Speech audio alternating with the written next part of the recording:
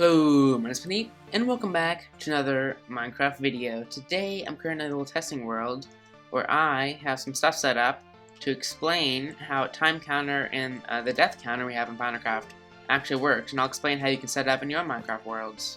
So basically what the things do is pretty self-explanatory. So the time counter counts your time in minutes, and it'll keep it saved in a little display, and then the death counter counts your time, how many times you died. So basically, each time you die, it'll just add to the death counter. Both those things are pretty useful though for like an SMP, like a survival multiplayer thing, like we have in Minecraft, like a realm or server, and also just single player or just with some friends. Having a little death counter and time counter is kind of fun. So yeah, this is useful for lots of things. So using this pack I have, if I go to the chat menu and do /function tc display, that will activate the time counter, and I've currently been on this world for 1 minute since I started the time, as you can see, and then it'll eventually go up to 2 minutes based on how long I've been in the world. So after every 60 seconds, of course, this is how long a minute is. That's basically the time in minutes. There we go, guys. Now it is at 2 instead of just 1. So yeah, basically that's how that works. Every 60 seconds, the time will tick up by 1 minute. I can also go into the chat and do /function DC display, which will activate the death counter. And as you can see, I have not currently died at all yet in this world, so I have 0 deaths, or just it doesn't show up until you die. So quickly hop over here to this little nether portal set up over here. Nice little nether portal area. And I'll hop in through here through the portal, and then if I just jump down into this lava, very nice. Wait, I'm not in survival. Alright, take 2. Now I'm in survival, so I should actually get a death on the scoreboard. And actually die. Okay, there we go. So you can see the chunks loaded, and I have 1 death in the scoreboard, which is basically how this pack works, and it's pretty cool. So that's how you activate the death counter and time counter, and you can also turn it off by doing /function no display, like that, and then it'll turn both of them off, and any function, any scoreboard that is on currently will be turned off. And that is how all those work. So let's get on to a little tutorial to show you guys actually how to build this in your own Minecraft worlds.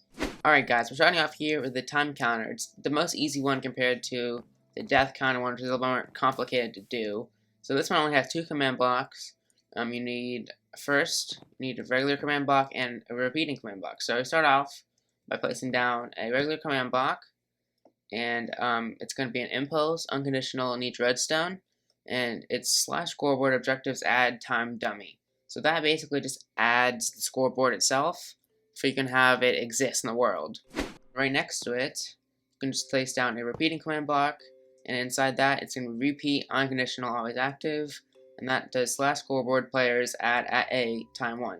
And that basically just adds the time every 60 seconds, and you have to have delay and tick set to 1200, and that will set it to happen every 60 seconds. And of course, you're going to want to put a little button on here and just activate that to actually add the scoreboard for the regular command block part. You can also just do this in chat. You don't need to have a command block for it because it's just a one-time thing to actually turn it on. And then that's basically the entire thing. All you have to do is set this up in your world, and then you'll be able to count it whenever you want. If every single player in the world will have a little counter in the sidebar. Alright guys, now moving on over here to the death counter one. This one's definitely more complicated. As you can see in my inventory, we have a bunch of command blocks, a bunch more over there, but it's still not that bad. So what you're going to want to do is take out just a regular command block over here first.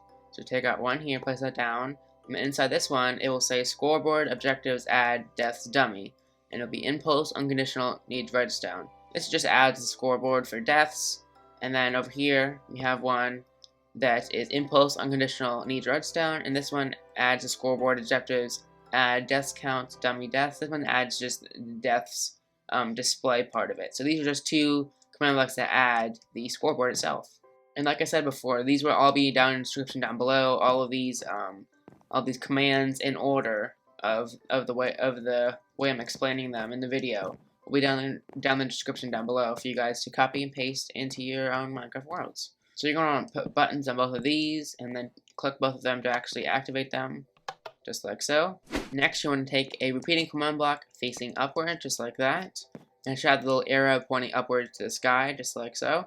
And you can go inside here. It's going to be repeating unconditional always active, and it's going to be this command. You can put into Minecraft world to copy paste from the description, just like that. Then you're going to want to take the chain command block pointing upwards, just like that one. So both of them are pointing upwards in the sky. This one's chain unconditional always active, and here is the command. And then the next one is another chain command block pointing upwards, just like that. And this one is chain conditional always active with this command. Next, we're going to take out another repeating command block next to this repeating command block facing upwards, just like that. It's going to be repeat unconditional always active, and here is the command. Next, take out another chain command block, place that up like that, facing upward, and then this one is chain unconditional always active, and here's the command. Then you're going to have another chain command block facing upward, just like that, and this one's going to be chain unconditional always active, and here is the command. Then another chain command block facing upwards, also chain unconditional always active, and here's the command. And then another chain command block facing upward, just like that, also always active unconditional chain, and here's the command for this one. And that is actually all the commands for the death counter. So it's definitely more than that, which is just 2 over there, the time counter, but this one still pretty simple to do and set up in your own Minecraft worlds. So now if I do /function tc display, you can see that I've been on here for 22 minutes since we started that command block over there. And if I do /function dc display, it'll show my deaths, and you can see I have no deaths so far since we started that command block over there. And then I can do not function, kill at p, and I'll just kill myself, and then you can see it's added my deaths. Now I have 1 death, which is pretty cool. So there's another thing you can do actually with this this command block creation. You can actually take out a command block over here. For example, I can take out this one, and this one says scoreboard objective set display sidebar time. This actually just adds the sidebar time. This basically does exactly what the function command does when I do /function tc display. This is what the function command does in the addon pack. So we just do this and click the button. It will display the time, and then I can actually take out this command block over here, and this one just does scoreboard objectives set display sidebar, which basically just turns off any displays, and boom, that's off. And over here I can also place down one for the death counter. So scoreboard objectives set display sidebar death count, and just put a button on this one, displays the deaths, and then over here again on the no display turns it right off. So if you just want to have this little display on all the time, just like this in your world, you don't need the little add-on pack that I talked about at all. You can just have this command over here and just click that button, and it'll always be on in your world. Basically what the pack does, it just basically allows you to interact with these command blocks via a function command in chat. So allowing you to do it wherever you want in the world without command blocks, such as in survival and stuff like that, to make it more simple and easy for like an SMP environment. Now in a Minecraft world, you wouldn't really actually have these in little display cases in the middle of a beautiful jungle like this, in like a Minecraft world or survival or something like that. You don't want people to see it because it's command blocks and stuff like that, especially if it's survival. So you're probably going to want to take these command blocks to like a little different secluded area underneath the ground to hide them away, such as like a tiny little area just like this. So we're in a small little bedrock box. It's like a 5x5 or about 5x5, I think. We just got some sea lanterns, freaking sea, and we got some bedrock and just a full bedrock box where nobody can get in, nobody can get out. We got the time counter over here with the time counter command blocks, the death counter snugly fit in here, and we have the off button just in case we want to have that in here as well. And yeah, that's basically what you can do. This is underneath, basically where I would suggest you do underneath the spawn area.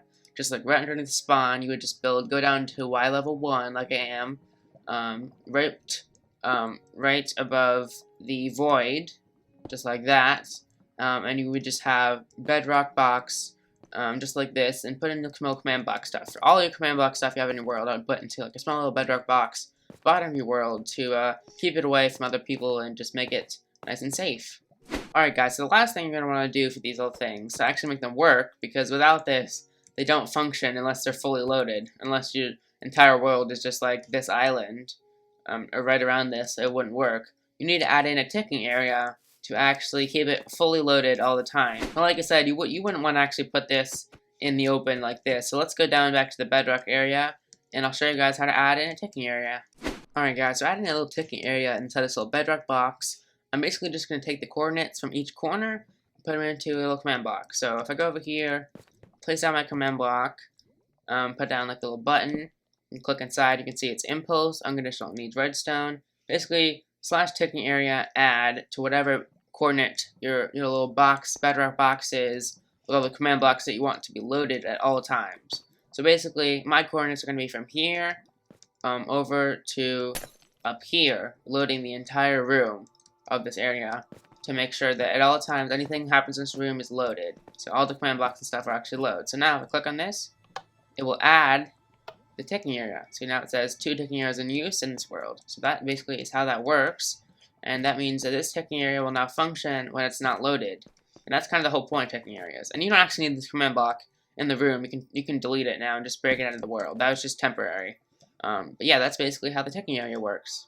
Like I said before, guys, the add-on parts of this command block creation stuff is not actually required. It's just more of a thing I use on my realm to remotely activate the death counter and time counter by turning them on and off whenever I want to, without having to deal with command block stuff in survival for my SMP, because it's just kind of an annoying thing to do. In survival, you don't want to have to deal with that stuff. You just want to use a simple function command. So that's kind of optional. But I do recommend using it if you're doing some sort of survival-based thing. It's very useful. Unfortunately, though, it only works for operators, so I have to have the operator level up here. So anything below that doesn't let you actually activate the function command. You need to actually have a operator commands, yes, to actually use the function command in chat, unfortunately. So not all players can activate it. But if you have operator, you will be able to activate that in your game. And yeah, guys, like I said, all of these little commands are going to be linked in the description down below in the order that I actually talked about them, so you guys can easily copy and paste them and follow along to the tutorial for your own Minecraft worlds and stuff like that. And the add-on pack, that if you want to use that, that will be a download for that down in the description down below as well, along with my website, where you can actually go there too. That's also going to be a download on my website, PNAPE.com. Anyways, guys, that's going to do for today's episode. Thank you very much for watching. Comment down below, like, subscribe, slap the notification bell, do all that other stuff, and I'll see you guys in the next Minecraft video.